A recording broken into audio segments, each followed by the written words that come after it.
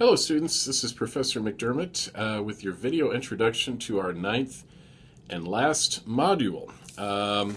We're getting a slightly late start on this module, but don't worry, it's an exceptionally long module to begin with because of the holiday. And also, this time I've decided to make your last day for your initial posts the ninth day of the module. That is Saturday, November 26th. So this will give you plenty of time to get your initial posts together for all of these 8 discussion questions for this module, and then there should still be plenty of time for discussion.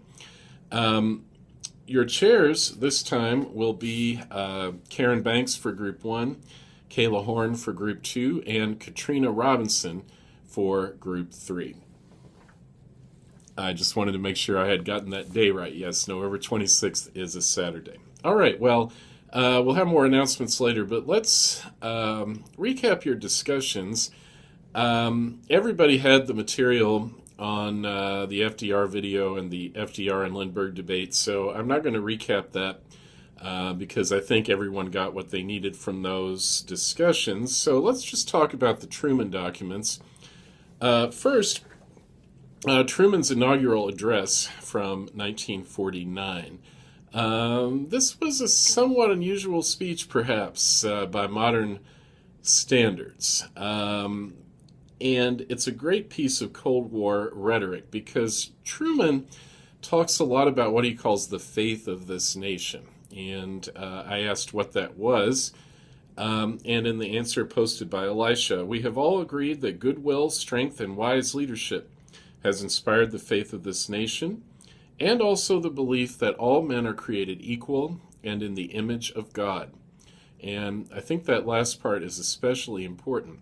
Essentially, Truman is saying the reason why we have freedom in America is because we believe that all men are created equal, and the reason we believe that is because we think all people are created in the image of God, according to the Bible story in the book of Genesis.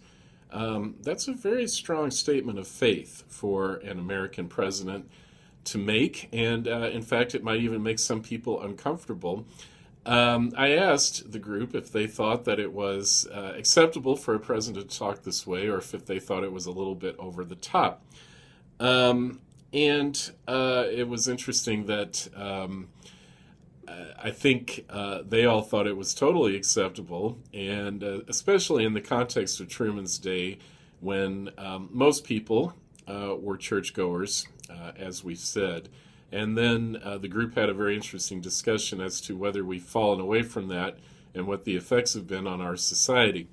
I would just add that aside from Truman's sincere religious faith, which I don't doubt at all, there was another reason why he emphasized faith in this speech so much, and that had to do with the Cold War, because the rest of the speech is really making a sharp contrast between the free world and the communist world, and you guys encapsulated the contrast quite well.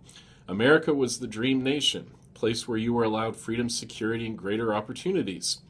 It was also a place where you lived a satisfying life, unlike that of the communist nations, which offered that which was only a facade to draw you in. But once in the system, you realized that it was just mockery, poverty, and tyranny. So Truman makes this sharp contrast between the free world and the communist world. And I think one of the reasons he harps on religion so much is that communism was officially an atheistic philosophy.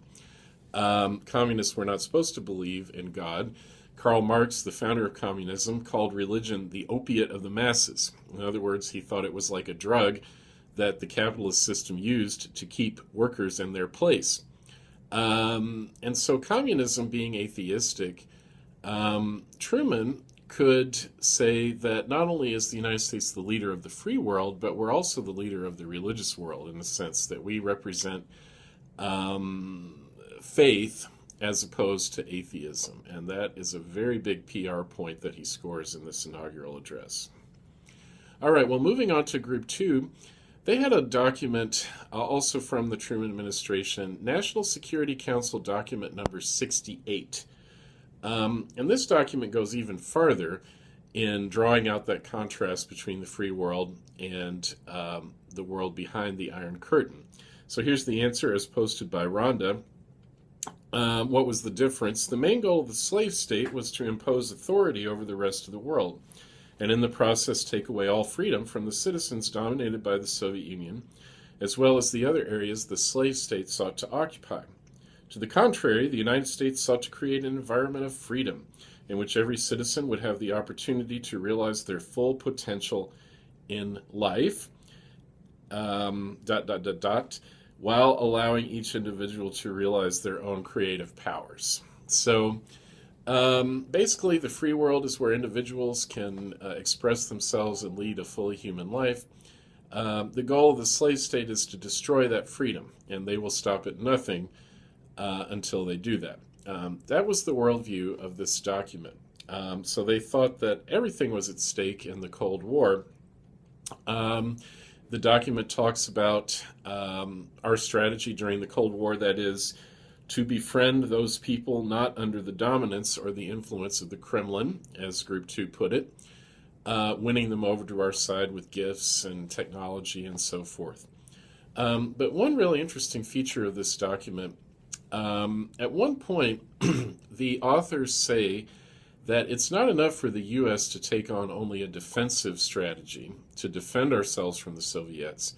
We have to be prepared to go on the offensive. And in other words, we might have to be prepared to strike first against the Soviets.